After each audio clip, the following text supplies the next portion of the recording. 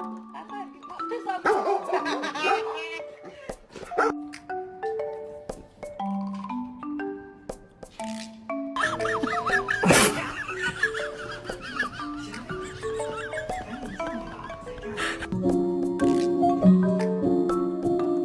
girl. She gets a birthday cookie.